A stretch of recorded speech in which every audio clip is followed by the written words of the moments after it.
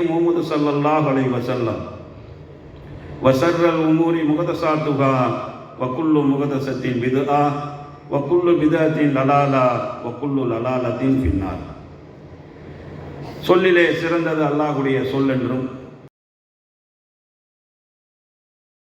செயல்களிலே வழிகாட்டுதல்களிலே சிறந்தது அல்லாஹ்வுடைய தூதர் அகிலத்திற்கெல்லாம் அருள்படை அன்னலம் பெருமகனார் நபிகள் நாயகம் ஸல்லல்லாஹு அலைஹி வஸல்லம் அவர்களுடைய செயல்கள் என்றும், மார்க்கத்திலே புதுமையாக புகுத்தப்பட்டவைகள் எல்லாம் அனாச்சாரங்கள் ஒவ்வொன்றுமே வழிகேடுகள் அனைத்துமே நரகத்திற்கு கொண்டு செல்லும் என்று அல்லாஹ்வுடைய தூதர் அவர்கள் அச்சமூட்டி எச்சரிக்கை செய்வார்கள். கண்ணியத்திற்குரிய எல்லாம் உள்ள அல்லாஹ்வின் நல்லடியார்களே, சகோதரர்களே, சகோதரிகளே, ஈதுல் ஃபித்ர் என்று சொல்லக்கூடிய இந்த ஈகை திருநாள் நமக்கு எப்படிப்பட்ட செய்திகளை உணர்த்துகிறது என்பதை நாம் புரிந்து கொள்ள வேண்டும். முதலாவதாக இருப்பது இறையச்சம். சென்று விட்ட இந்த ரமலானுடைய மாதத்திலே நாம் அதிகமாக இறையச்சவாதிகளாக நாம் இருந்தோம். இறையச்சம் என்பது இரண்டு வகைகளிலே அது சொல்லப்படுகிறது. அல்லாஹ்வை பயப்படுவது என்பதை நாம் எல்லோருமே அறிந்து வைத்திருக்கின்றோம். அல்லாஹ்வை பயப்பட வேண்டும், அல்லாஹ் நம்மை கண்காணித்துக் கொண்டிருக்கிறான், அல்லாஹ் நம்மை பார்த்து கொண்டிருக்கின்றான் என்பதை உணர்த்தியது இந்த நோன்பு பெருநாள். நோன்பு என்பது நாம் வைத்திருக்கும் பொழுது அல்லாஹ் நம்மை கவனித்துக் கொண்டிருக்கிறான் என்பதை நாம் உணர்ந்தோம். நாம் ஏதாவது ஒரு உணவை நாம் சாப்பிடுவதற்கு நினைத்தால் கூட அல்லாஹ் நம்மை பார்த்து விடுவான், அந்த நோன்பு முறிந்து விடும் என்பதை நாம் புரிந்து கொண்டோம். அதனால் நாம் பசித்திருந்தோம், தாகித்திருந்தோம், அல்லாஹ்வுக்காக வேண்டி நோன்புகளை நோற்றோம். அதிலே இறையச்சத்தை நாம் உணர்ந்தோம். அதே போன்று அந்த இறையச்சம் என்பது எல்லா விஷயங்களிலும் இருக்க வேண்டும். வெறும் நோன்பு விஷயத்தில் மட்டுமல்ல, எல்லா விதமான செயல்களிலும் அல்லாஹ் நம்மை கண்காணிக்கிறான் என்று நினைத்தால் நம்மிடத்திலே தீமையான காரியங்கள் எதுவுமே இருக்காது. இந்த இறையச்சம் என்பது பிரதானமானதாக இருக்கிறது. இந்த இறையச்சம் மட்டும் ஒரு மனிதனுடைய உள்ளத்திலே ஆழமாக இருக்கும் என்று சொன்னால் இந்த உலகத்திலே மனித சட்டங்கள் என்பது தேவையே இல்லை. இன்றைக்கு உலகத்திலே நடக்கக்கூடிய கொடூரமான கொலைகள் பல்கி பெருகி நிற்கின்றது. பல்வேறு யுத்தங்கள், போர்கள் என்ற அடிப்படையில் அல்லாஹ்வுடைய அருட்கொடைகளை நாசமாக்கி கொண்டிருக்கிறார்கள். முன்பெல்லாம் யுத்தங்கள் என்று நடந்தால் மனித கொலைகள் நடக்கும்.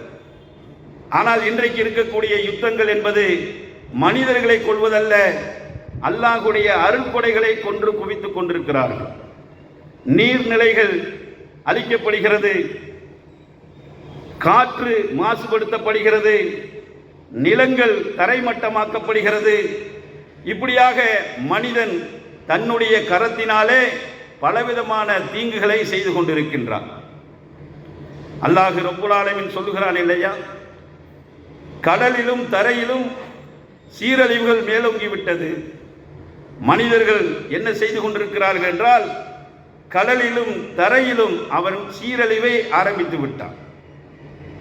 அப்ப இது அவனுக்கு எதிராகவே திரும்பக்கூடிய ஒன்றாக இருக்கும். இந்த உலகத்திலே இறையச்சத்தை பற்றி கவலைப்படாதவர்களாக பல மக்கள் இருக்கின்றார்கள். இறையச்சம் என்பது எவ்வளவு முக்கியமானது என்பதை பற்றி தெரியாதவர்களாக இருக்கின்றார்கள். இறையச்சம் மட்டும் உள்ளத்திலே இருக்கும் என்று சொன்னால் கண்டிப்பாக அவன் இப்படிப்பட்ட அநியாயங்களை செய்ய மாட்டான். அவனுக்கு சட்டங்களை போட்டு அவனை தடுத்தாலும் அந்த பெரிய பெரிய பாவத்தை வரம்பு மீறி செய்து கொண்டுதான் இருக்கின்றான். அன்பார்ந்த சகோதரர்களே, இறையச்சம் என்பது நமக்கெல்லாம் கிடைத்திருப்பது மிகப்பெரிய ஒரு பாக்கியம். அல்லாஹ் நமக்கு கொடுத்திருக்கின்றான். இந்த இறையச்சத்தை சரியான முறையில் பயன்படுத்தக்கூடிய மக்களாக நாம் இருக்க வேண்டும். இறையச்சம் தான் மறுமை வெற்றிக்கு அடிப்படையானது. அதை தவிர வேறு எதுவுமே கிடையாது. அந்த இறையச்சத்திலே மிக முக்கியமானது என்னவென்று சொன்னால், அல்லாஹ்வுக்கு பயப்படுவது மாதிரி மற்றவர்களுக்கு பயப்படுவது. இது இறையச்சம் அல்ல. அல்லாஹ் ரப்புல் ஆலமீன் தன்னுடைய திருமறை குர்ஆனிலே சொல்லுகிறான், இன்னமா யஹ்முரு மசாஜிதலில்லாஹி மன் ஆமன பில்லாஹி வல் யௌமில் ஆகிர் வ அகாமு ஸலாத்த வ ஆத்து ஸகாத் வலம் யக்ஸ இல்லல்லாஹ். அல்லாஹ் சொல்லக்கூடிய இந்த வசனத்தை பாருங்கள். 9வது அத்தியாயத்திலே அல்லாஹ் சொல்லுகிறான், இன்னமா யஹ்முரு மசாஜிதலில்லாஹ், பள்ளிவாசல்களை நிர்வாகம் செய்யக்கூடியவர்கள் யார் தெரியுமா? அவர்கள் எப்படி இருக்க வேண்டும் தெரியுமா? மன் ஆமன பில்லாஹி வல் யௌமில் ஆகிர், அவர்கள் அல்லாஹ்வை நம்ப வேண்டும், மறுமை நாளை நம்ப வேண்டும். வ அகாமு ஸலாத், தொழுகையை நிலைநிறுத்த வேண்டும். வ ஆத்து ஜகாத், ஜகாத்தை கொடுக்க வேண்டும். அதோடு மட்டுமல்ல, வலம் யகுஸ இல்லல்லாஹ், அல்லாஹ்வை தவிர வேறு எதற்குமே அஞ்சக்கூடாது. இதுதான் இறையச்சத்தினுடைய பிரதானமான ஒரு அடிப்படை. அல்லாஹ்வை நம்புகிறோம், மறுமை நாளை நம்புகிறோம், தொழுகையை நிலைநிறுத்துகிறோம், ஜகாத்தை கொடுக்கிறோம் என்று சொன்னால் மட்டும் பத்தாது. வலம் யகுஸ இல்லல்லாஹ், அல்லாஹ்வை தவிர வேறு எதற்கும் அஞ்சக்கூடாது. அப்படிப்பட்ட மக்கள் இன்றைக்கு இருக்கிறார்களா? அதிகமாக. அல்லாஹ்வை தவிர வேறு எதற்கும் அஞ்சக்கூடாது என்கின்ற ஒரு ஆப்ஷனை அல்லாஹ் எதற்காக வைக்கிறான்? அல்லாஹ்வுடைய பள்ளிவாசலை நீ நிர்வாகம் செய்கிறாய் என்றால், அந்த நாட்டை நீ ஆட்சி செய்கிறாய் என்றால், உன்னிடத்திலே அல்லாஹ்வை பற்றிய பயம்தான் இருக்க வேண்டும், அமெரிக்காவை பற்றிய பயம் இருக்கக்கூடாது. இன்றைக்கு இந்த சவுதி சல்மான் இருக்கிறாரே, அவர் அல்லாஹ்வுக்கு பயப்படுகிறாரா, அமெரிக்காவுக்கு பயப்படுகிறாரா? அமெரிக்காவுக்கு பயந்து கொண்டிருக்கிறார். அந்த வளைகுடா நாடுகள் எல்லாம் அமெரிக்காவுக்கு காலுக்கு கீழே குவிகின்றார்கள். அவர்கள் என்ன சொல்கிறார்களோ அதை கேட்கின்றார்கள். இந்த வளைகுடா நாடுகள் இருக்கக்கூடிய அத்தனை நாடுகள் இங்கே எடுத்து பாருங்க, அமெரிக்காவுடைய தளங்கள் எல்லாம் இராணுவ தளங்கள் அங்கே குவிக்கப்பட்டிருக்கிறது. எதற்காக வேண்டி? முஸ்லிம்களை அழிப்பதற்காக, இஸ்லாமிய நாடுகளை ஒன்றுமில்லாமல் ஆக்குவதற்காக, இஸ்லாமிய நாடுகளுடைய பொருளாதாரத்தை அழிப்பதற்காக. இதற்குத்தானே அந்த இராணுவ தளங்களை வைத்திருக்கிறார். இந்த அறிவு கெட்ட கூமுட்டைகள், இந்த முஸ்லிம் பெயர் தாங்கிகள், இந்த சவுதி சல்லிகள், அவர்கள் இதற்கு துணை நிற்கின்றார்கள். அமெரிக்காவுக்கு பயப்படுகிறார்கள். ஒருவன் தலை நிமிர்ந்து நின்று போராடி கொண்டிருக்கிறான், ஈரான். அவன் ஆண்மை உள்ளவன், அல்லாஹ்வுக்கு பயப்படக்கூடியவன். அவன் போராடுகிறான், என்னுடைய நாட்டை நீ அழிக்க வந்தால் நான் உன்னை சும்மா விட மாட்டேன் என்று கங்கணம் கட்டி கொண்டு போராடி கொண்டிருக்கிறான். அவனுடைய நாட்டை சர்வ சாதாரணமாக இவன் நினைத்தான். அமெரிக்கா நினைத்தது இஸ்ரேல் என்ற அந்த கொடும்பாவி, அந்த மனிதகுல விரோதி, அந்த மனித மிருகம் அசால்ட்டாக, ரொம்ப அலட்சியமாக நாம ஈரானை கைப்பற்றி விடலாம் என்று சொல்லி 2 நாடுகளும் திட்டம் போட்டு ஈராக்கை கைப்பற்றுவதை போன்று ஈரானையும் அதை கைப்பற்றி விடலாம், அவர்களுடைய தலைவர்களை முடித்து விட்டால் நாம் அந்த நாட்டை கைப்பற்றி விடலாம் என்று சொல்லி சர்வ சாதாரணமாக அந்த நாட்டினுடைய உச்ச தலைவர் கொமேனி என்பவரை கொலை செய்கிறார். குண்டு போட்டு அந்த குடும்பத்தில் உள்ள அத்தனை பேரும் பலி. அப்ப அவன் சும்மா இருப்பானா? அந்த ஈரான் நாட்டு அந்த ஆட்சியாளர்கள் சும்மா இருப்பாங்களா? பாரசீகம் என்பது 7000 ஆண்டுகள் பழமையானது, 10 கோடி மக்களை அதிகமாக கொண்டது. இந்தியாவை விட இந்தியா இருக்கிறது, இந்தியாவுடைய நிலப்பரப்பு அதிலே பாதி உள்ளடக்கக்கூடியது. அப்படிப்பட்ட ஒரு மாபெரும் ராஜ்யத்தை சர்வ சாதாரணமாக அபகரிக்க வேண்டும் என்று எண்ணுகிறான் என்றால் அடிப்படை காரணம் என்ன? இந்த இஸ்லாமிய நாடுகள். இவர்களை பயன்படுத்தி கொண்டு நாம் இந்த ஈரானை கைப்பற்றி விடலாம், அங்குதான் வளைகுடா நாடுகளில் தான் நம்முடைய இராணுவ தளங்கள் இருக்கிறது என்று சொல்லி அதிலே இறங்கினான். ஆனால் அல்லாஹ்வுடைய மாபெரும் கருணையினால் ஈரான் துணிச்சலாக நின்று போராடி கொண்டிருக்கிறான். அவனுடைய இராணுவ தளங்களை எல்லாம் அடித்து காலி செய்து கொண்டிருக்கின்றான். எல்லாம் தெரிச்சு ஓடுறாங்க. அமெரிக்காவுக்கு 1,10 லட்சம் கோடி கடனாகிவிட்டது. மிகப்பெரிய பொருளாதார பாதிப்பு. தற்பொழுது கெஞ்சி கொண்டிருக்கிறான். எல்லா நாடுகளிலும் கெஞ்சிக்கிட்டே இருக்கிறான். ரஷ்யாட்ட கெஞ்சுறான், சீனாட்ட கெஞ்சுறான். யாரெல்லாம் சொன்னால் இந்த ஈரான் கேட்பானோ அந்தந்த நாடுகள் எல்லாம் தூண்டி விட்டு கொண்டே இருக்கிறான். ஆனால் ஒன்றும் வலிக்க மாட்டேங்குது. இலங்கை இருக்குதுங்க, இந்த இலங்கை சொல்கிறது, அவனிடம் பெரிய போர் தளவாடங்களோ பெரிய இராணுவ கட்டமைப்போ இல்லாத ஒரு இலங்கை சொல்கிறது, என்னுடைய நாட்டில் உன்னுடைய இராணுவ தளத்தை நாங்கள் அனுமதிக்க மாட்டோம். அமெரிக்கா கெஞ்சுகிறது, உன்னுடைய விமான தளத்தை நாங்கள் போருக்காக பயன்படுத்திக் கொள்கிறோம், எங்களுடைய விமானங்களை அங்கே இறக்கிக் கொள்வதற்கு நீ கொஞ்சம் அனுமதி கொடு என்று கெஞ்சுகிறான். Donald Trump கெஞ்சுகிறான். ஆனால் அந்த இலங்கை மறுத்து விடுகிறது. அந்த இலங்கைக்கு இருக்கக்கூடிய அந்த துணிச்சல் கூட இந்த சவுதிக்கு இருக்கிறதா? இஸ்லாமிய நாடுகளுக்கு இருக்கிறதா? எத்தனை இஸ்லாமிய தலைவர்களை கொன்று குவிக்கின்றான். காசா மக்கள், லட்சத்திற்கும் அதிகமான மக்கள் படுகொலை செய்யப்பட்டு அந்த காசா பகுதி அப்படியே கான்கிரீட் குப்பை மேடுகளாக கிடக்கிறது. எதையாவது கண்டுகொண்டார்களா? காரணம் என்ன? இவர்கள் அல்லாஹ்வுக்கு துளி கூட பயமில்லை, அமெரிக்காவுக்கும் இஸ்ரேலுக்கும் பயந்து கொண்டிருக்கிறான். நபிகள் நாயகம் ஸல்லல்லாஹு அலைஹி வஸல்லம் அவர்கள் சொன்னார்கள் இல்லையா, உணவு தட்டின் மீது மக்கள் பாய்வதை போன்று உங்கள் மீது அவர்கள் பாய்வார்கள். அப்பொழுது சகாபாக்கள் கேட்கிறாங்க, அல்லாஹ்வுடைய தூதரே, நாங்கள் அப்போது அதிகமாக இருப்போமா?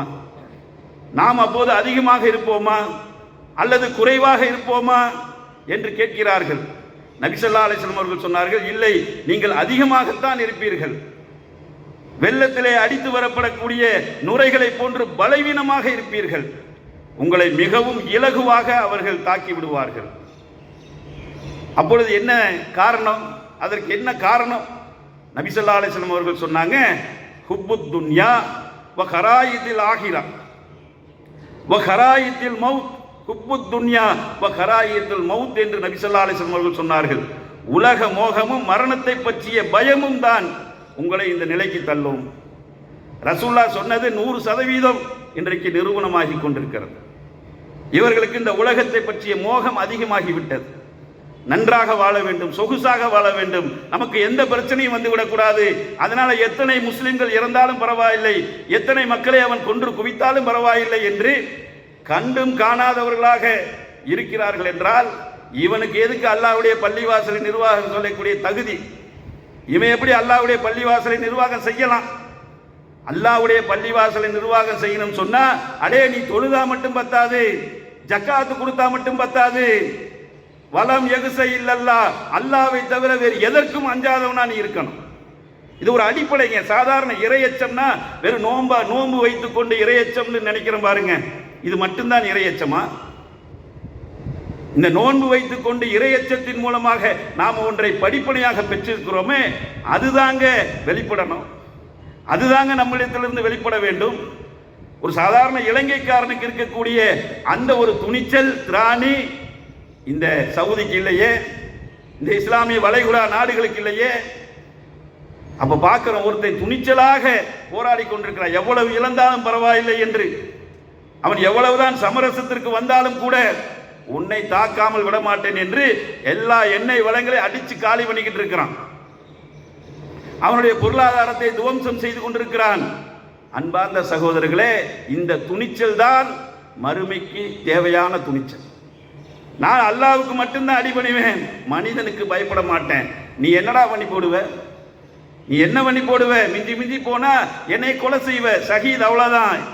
அல்லாஹ்வுடைய பாதையிலே நான் உயிர் தியாகி அப்படின்ட்டு போயிடலாமா இல்லையா? அப்போ சிந்திச்சு பாருங்க, இந்த இறையச்சத்தை நாம சென்று விட்ட இந்த ரமலானிலே பெற்றிருக்கிறோம். அந்த இறையச்சம் தான் நம்மை கண்ணியமிக்கவர்களாக ஆக்கும், நமக்கு சுயமரியாதையை கற்றுக் கொடுக்கும். இந்த உலகத்திலே அதுதான் நமக்கு மிக முக்கியமானது. நபி ஸல்லல்லாஹு அலைஹி வஸல்லம் அவர்கள் அதிகமாக இறையச்சத்தை பற்றி தான் வலியுறுத்தி இருக்கிறார்கள். சாதாரணமாக நபி ஸல்லல்லாஹு அலைஹி வஸல்லம் அவர்கள் ஒரு வீதியிலே கடந்து செல்கிறார்கள். ஒரு பெண் தன்னுடைய குழந்தை மரணத்திற்காக வேண்டி அந்த துன்பத்தை தாங்க இயலாமல் ஏதேதோ சில வார்த்தைகளை, அல்லாஹ்வுக்கு பிடிக்காத சில வார்த்தைகளை கொண்டு பேசிக் கொண்டிருக்கிறார். நபி ஸல்லல்லாஹு அலைஹி வஸல்லம் அவர்கள் அந்த பெண்மணியை கடந்து செல்லும் பொழுது ரசூலுல்லாஹ் சொன்னாங்க, இத்தகுல்லாஹ் வஸப்ர், நீ அல்லாஹ்வை அஞ்சிக்கொள், பொறுமையாக இரு என்று சொன்னார்கள். அந்த பெண்மணி என்ன சொல்கிறார் தெரியுமா? அந்த பெண்மணி சொல்கிறார், எனக்கு ஏற்பட்ட அந்த துன்பம் உனக்கு வந்தால் தெரியும். நபி ஸல்லல்லாஹு அலைஹி வஸல்லம் அவர்களிடத்தில் இப்படி துணிச்சலாக பேசுகிறார். நபி ஸல்லல்லாஹு அலைஹி வஸல்லம் அவர்கள் அதை சாதாரணமாக கடந்து சென்று விட்டார்கள். நீ அல்லாஹ்வை பயந்து கொள் அப்படின்னு தான் சொன்னாங்க, நீ பொறுமையாக இரு என்று தான் சொன்னார்கள். ஆனால் அந்த பெண் அதை தாங்கிக் கொள்ள முடியாமல், எனக்கு ஏற்பட்ட துன்பம் உனக்கு வந்தால் தான் தெரியும் அப்படிங்க. ரசூலுல்லாஹ்வுக்கு ஏற்படாத துன்பமா துயரமா? தன்னுடைய ஒரே மகன் இப்ராஹிம் என்று சொல்லக்கூடிய குழந்தை அது மரணித்தது. அந்த மரணத்தினுடைய துன்பத்தினுடைய வெளிப்பாடாக நபி ஸல்லல்லாஹு அலைஹி வஸல்லம் அவர்கள் அழுதார்கள், கண்ணீர் வழிந்து கொண்டிருந்தது. அப்துர் ரஹ்மான் இப்னு அவுஃப் ரலியல்லாஹு அவங்க கேட்கிறாங்க, அல்லாஹ்வுடைய தூதரே நீங்களுமா அழுகிறீங்க? உடனே நபி ஸல்லல்லாஹு அலைஹி வஸல்லம் அவர்கள் சொன்னார்கள், என் கண்களிலிருந்து தண்ணீர் வழிந்து கொண்டிருக்கிறது. ஆனால் அல்லாஹ்வுக்கு பிடிக்காத எந்த ஒரு வார்த்தையும் நாம் பயன்படுத்த மாட்டோம். நபி ஸல்லல்லாஹு அலைஹி வஸல்லம் அப்படிப்பட்ட துன்பத்தை சந்தித்தவர்கள். இன்னும் சொல்ல போனால் உங்களில் இருவர் அனுபவிக்கக்கூடிய துன்பத்தை துயரத்தை அல்லாஹ்வுடைய தூதராகிய நான் ஒருவன் அனுபவித்துக் கொண்டிருக்கிறேன். ஒரு காய்ச்சலோ தலைவலியோ ஏற்பட்டால் கூட நமக்கு ஏற்படக்கூடிய துன்பத்தை விட ரசூலுல்லாஹ்வுக்கு 2 மடங்கு வேதனை இருந்திருக்கிறது. அவ்வளவு துன்பத்தை அனுபவித்தவர்கள் ரசூலுல்லாஹ். அந்த பெண்மணி சொல்கிறார், எனக்கு ஏற்பட்ட துன்பம் உங்களுக்கு ஏற்பட்டா தான் வரும் தெரியும் அப்படிங்கிறாங்க. ரசூலுல்லாஹ் சாதாரணமாக கடந்து சென்று விட்டார்கள். நபி ஸல்லல்லாஹு அலைஹி வஸல்லம் அவர்கள் தான் இந்த பெண்ணிடத்திலே பேசினார்கள் என்பதை சஹாபாக்கள் அந்த பெண்ணிடத்திலே உணர்த்துகிறார்கள். நீங்க யார்கிட்ட தெரியுமா இப்படி பேசியிருக்கிறீங்க? அல்லாஹ்வுடைய தூதர்கிட்ட இப்படி பேசிட்டீங்க. அவர் தான் அல்லாஹ்வுடைய தூதர், மதீனாவுடைய ஜனாதிபதி. உடனே அந்த பெண்மணி உடனடியாக நபி ஸல்லல்லாஹு அலைஹி வஸல்லம் அவருடைய இல்லத்திற்கு வேகமாக விரைந்து செல்கிறார். அந்த பெண்மணி சொல்கிறாள், நான் அல்லாஹ்வுடைய தூதரை சந்திக்க சென்றேன். அவருடைய வீட்டிலே எந்த ஒரு வாயிற்காவலர்களும் இருக்கவில்லை, யாரும் கிடையாது. ரசூலுல்லாஹ் மிக எளிமையாக இருந்தாங்க. ரசூலுல்லாஹ்ட்ட நான் போய் சொன்னேன், அல்லாஹ்வுடைய தூதரே நீங்கள் தான் இறை தூதர் என்று எனக்கு தெரியாது, தெரியாமல் நான் பேசிவிட்டேன், என்னை மன்னித்து விடுங்கள் என்று அந்த பெண்மணி சொல்கிறார். நபி ஸல்லல்லாஹு அலைஹி வஸல்லம் அவர்கள் சொன்னார்கள், துன்பம் என்பது அது அதாவது பொறுமை என்பது அதன் ஆரம்பத்தில் கடைபிடிப்பது தான். பொறுமைனா எல்லாம் பேசி முடிச்சுட்டு அப்புறம் பொறுமையா இருக்கிறதல்ல. உனக்கு துன்பம் ஏற்படுவது என்று சொன்னால் கூட ஆரம்பத்திலேயே பொறுமையை கடைபிடிக்க வேண்டும். பொறுமை இழந்து தவறான கெட்ட வார்த்தைகளை பேசிவிடக் கூடாது. பொறுமையினால இது ஆரம்பத்தில் ஏற்படுவது தான். பாருங்க, கொஞ்சம் சிந்திச்சு பாருங்க. நபி ஸல்லல்லாஹு அலைஹி வஸல்லம் அவர்கள் இத்தகுல்லாஹ், அல்லாஹ்வை அஞ்சிக் கொள்ளுங்கள் என்ற வார்த்தையை சொன்ன உடனே அந்த பெண்மணிக்கு இவ்வளவு பெரிய மாற்றம் ஏற்பட்டிருக்கிறது என்று சொன்னால், அல்லாஹ்வை பயப்படுதுன்னா சாதாரண விஷயமா? சும்மா அப்படி போற போக்கில் பேசிட்டு போறதா? அப்படி கிடையாதுங்க. அல்லாஹ்வை பயப்படுவது என்று சொன்னால் நம்முடைய வாழ்க்கையின் அத்தனை விஷயங்களிலும் அல்லாஹ் என்னை கண்காணித்துக் கொண்டிருக்கிறான், என்னை பார்த்து கொண்டிருக்கிறான், என்னுடைய வணக்க வழிபாடு எப்படி என்பது அவனுக்கு தெரியும். தொழுகையில் இறையச்சம் உள்ளவர்களாக நாம் இருக்கிறோமா? வணக்க வழிபாடுகள் எடுத்துக்கொள்ளுங்கள், அதிலே அடிப்படையானது தொழுகை. இந்த தொழுகை என்பது ரமலான் மாதத்தோடு முடிந்து விட்டது, அவ்வளவுதான். நமக்கு இபாதத்துக்கும் இனி அடுத்த வருஷம்தான் என்று தானே இருக்கிறாங்க. அடுத்து லொஹருக்கு பள்ளிவாசல் ஆள் இருக்கார், அடுத்த அசருக்கு பள்ளிவாசல் ஆள் இருக்கார். இவ்வளவு பெரிய கூட்டம் அங்க இருக்குமா? சிந்திச்சு பாருங்க. 5 நேர தொழுகை என்பது முஸ்லிமுக்கு கடமை. அல்லாஹ் அப்படித்தானே சொல்றான், இன்ன ஸலாத்த கானத் அலல் மூமினீன கிதாப மௌகூத்தா. இந்த தொழுகை என்பது நம்பிக்கையாளர்கள் மீது நேரம் குறிக்கப்பட்ட ஒரு கடமை. நேரம் குறித்த கடமை தான் அது.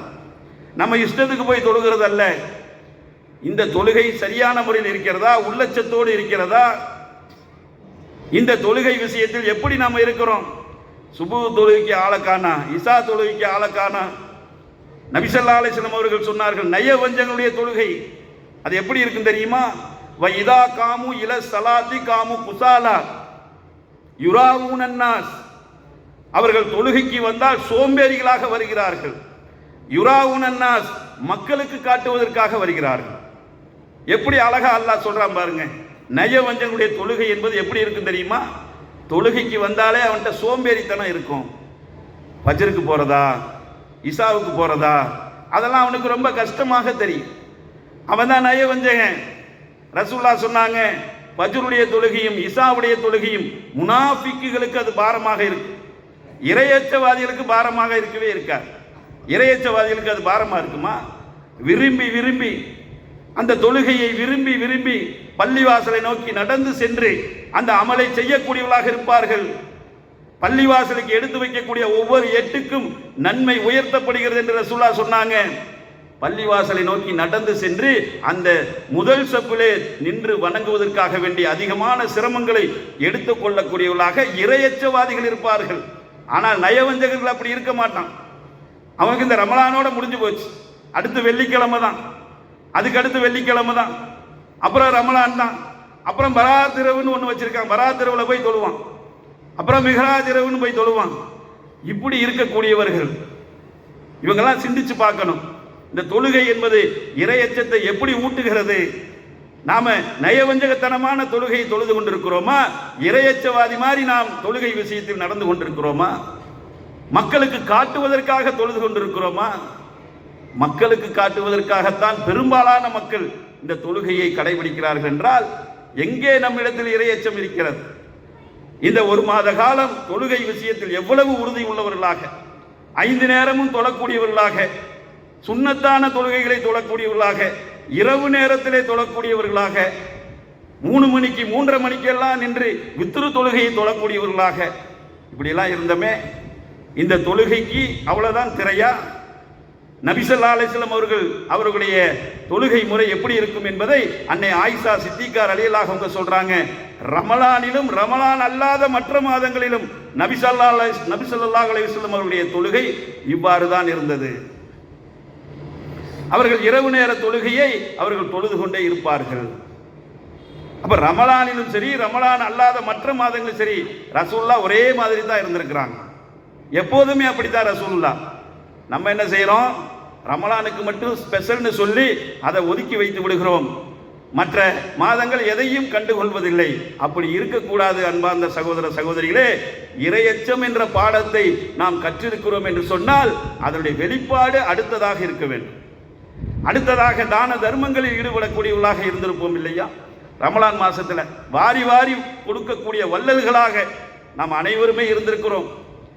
பொருளாதார உதவி என்று யாருக்கு வந்து கேட்டாலும் சரி, இல்லை என்ற சொல்ல அடிப்படையில் நாம் இருக்கவே மாட்டோம். ஏதாவது கொடுத்து உதவி செய்யக்கூடியவர்களாக இருக்கும். தர்மத்திற்கு அவ்வளவு சிறப்புகள் இருப்பதை நாம் படித்திருக்கிறோம். தர்மத்தினுடைய சிறப்புகளை நாம் பாடமாக பயின்றிருக்கிறோம். கஞ்சிக்கு எவ்வளவு வேணும், இந்தாங்க எழுதிக்கிறீங்க, எனக்கு 2 கஞ்சி எழுதுங்க, 5 கஞ்சி எழுதுங்க, 10 கஞ்சி எழுதுங்க என்றெல்லாம் கொடுத்து உதவி செய்தோமே. அது ரமலானோடு அப்படியே நின்று விடக்கூடாது. அடுத்த மாதங்களிலும் அந்த தர்மம் என்பது நிலைத்திருக்க வேண்டும். நபி ஸல்லல்லாஹு அலைஹி வஸல்லம் அவர்கள் ஒவ்வொரு ஜும்மாவுடைய உரையிலும் தர்மத்தை குறித்து அதிகமாக வலியுறுத்தி இருக்கிறார்கள். அப்ப தர்ம விஷயத்தில் அதிலும் என்ன செஞ்சிடக்கூடாது? ரமலானோட முடிச்சுட்டோம் அவ்வளவுதான் அப்படின்னு கையை விரிச்சிடக்கூடாது. நம்மள்கிட்ட இருக்கக்கூடிய பொருளாதாரத்தை நாம கொடுக்கக்கூடியவர்களாக எப்பொழுதும் போல இருக்க வேண்டுமே தவிர, அதற்கு தான் அந்த பயிற்சி. ரமலான் மாசத்துல எடுத்த பயிற்சி என்ன? சதக்கா, தான தர்மங்களை கொடுக்கக்கூடிய விஷயம். இது எல்லாமே இறையச்சத்திற்கு உட்பட்ட விஷயங்கள் தான். ஆக அன்பார்ந்த சகோதரர்களே சகோதரிகளே, நாம் ரமலான் மாசத்தில் எடுத்துக்கொண்ட பாடங்கள் நிறைய இருக்கின்றது. திருமறை குர்ஆனை ஓதக்கூடியவர்களாக இருந்திருப்போம். குர்ஆனை ஒவ்வொரு ஜுஸ்வுகளாக மனப்பாடம் செய்யக்கூடியவர்களாக இருந்திருப்போம்.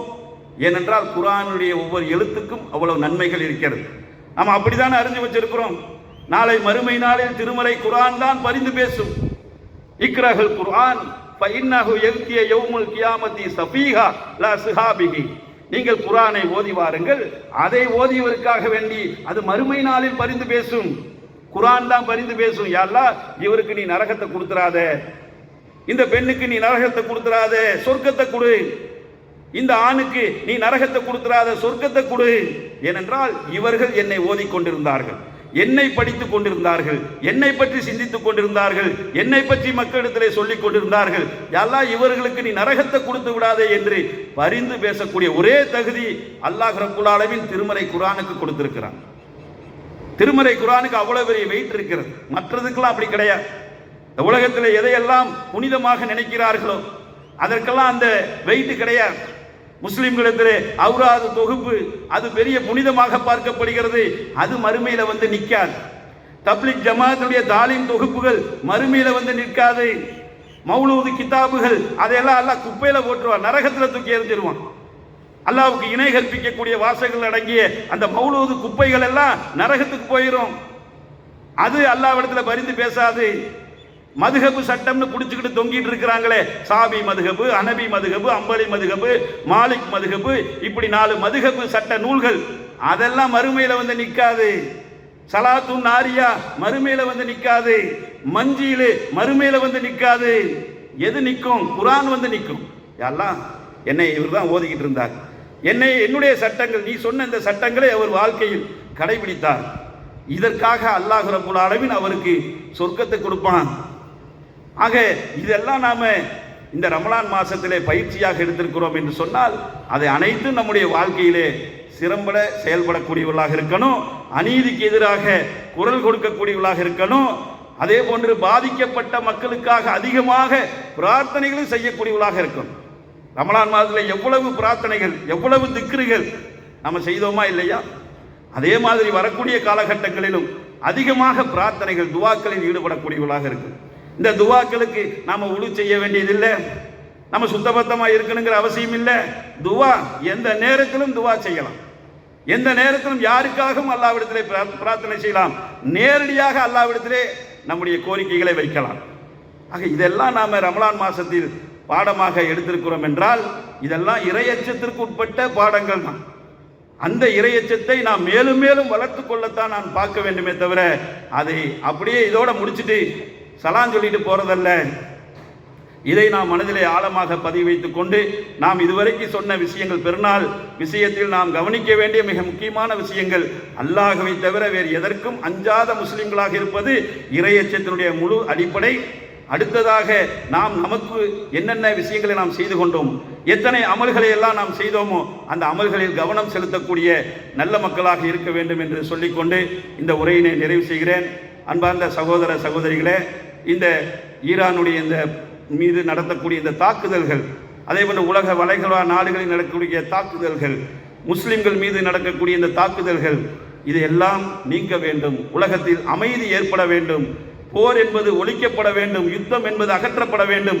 உலக மக்கள் அனைவரும் நிம்மதியாக இருக்க வேண்டும் என்பதை அடிப்படை மனதிலே வைத்துக்கொண்டு அல்லாஹ்விடத்தில் அதிகமாக பிரார்த்தனை செய்யுங்கள் என்று சொல்லிக்கொண்டு இந்த உரையினை நிறைவு செய்கிறேன். அஸ்ஸலாமு அலைக்கும்.